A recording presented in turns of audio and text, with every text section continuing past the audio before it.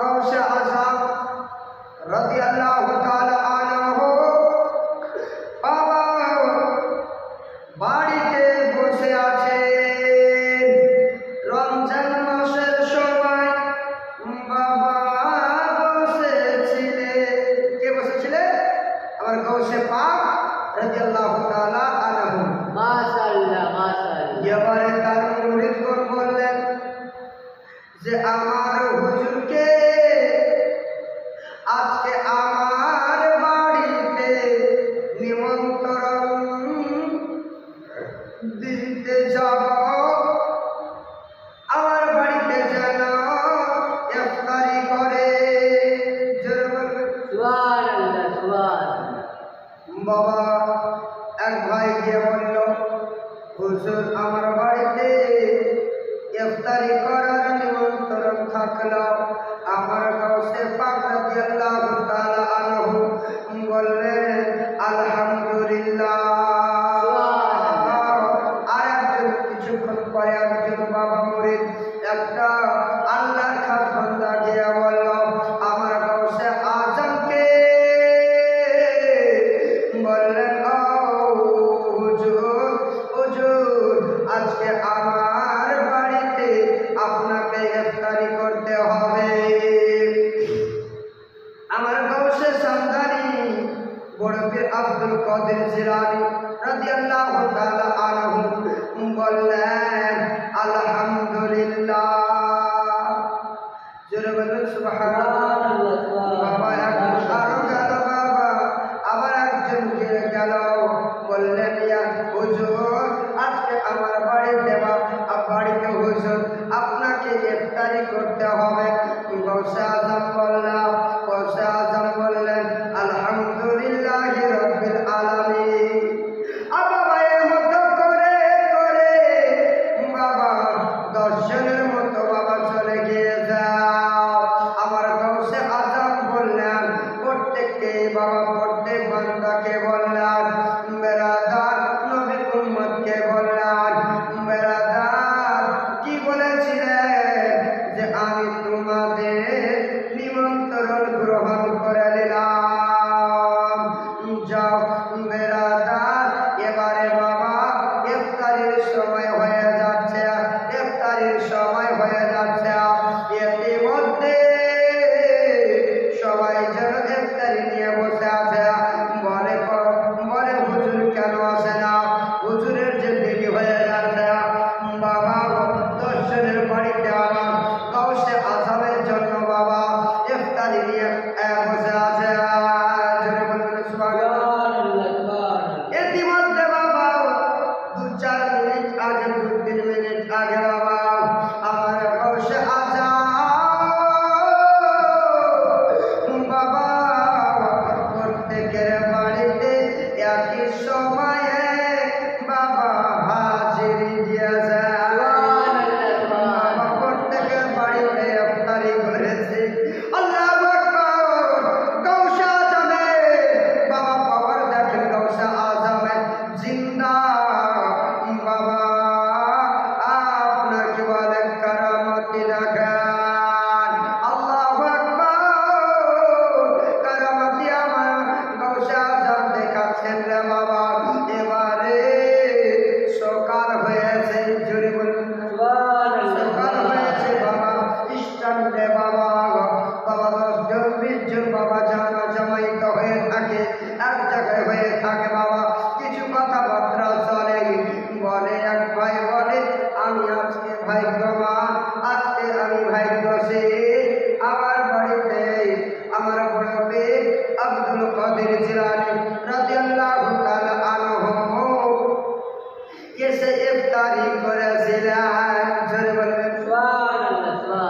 আরেকজন ভাই বলে না না এটা কোনদিন হইতে পারে না। আমার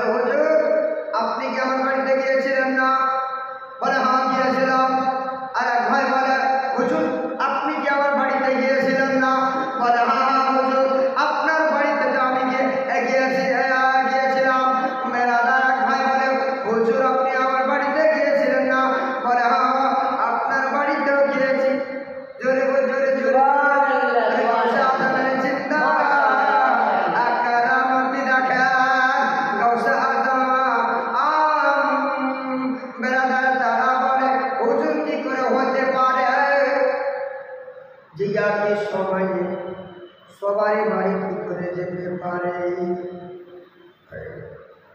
আমরা বুঝতে পারলাম না, আমরা জানতে পারলাম না। এটা আমাদেরকে বুঝিয়ে দিই, একই টাইমে 10 জনের বাড়িতে আপনি কি করে নিমন্ত্রণ আদায় করলেন? আমার বলেছিলেন, ও আমার মুরিদিরা, ও নবীর উম্মতীরা, ও আল্লাহর বান্দারা, তোমরা বসে যাও, এই এক জায়গায় বসে যাও সুন্দর করে। বাবা বসে গেলেন। বসে যাওয়ার পরে আমার গৌসে আজমের বাড়ির পিছনে, বাড়ির সামনে বাবা একটা কুল গাছ ছিল। কুল গাছ মানে জানো? কুল গাছ, কুল মানে বইয়ের গাছ। একটা বইয়ের গাছ ছিল আমার গৌসে আজমের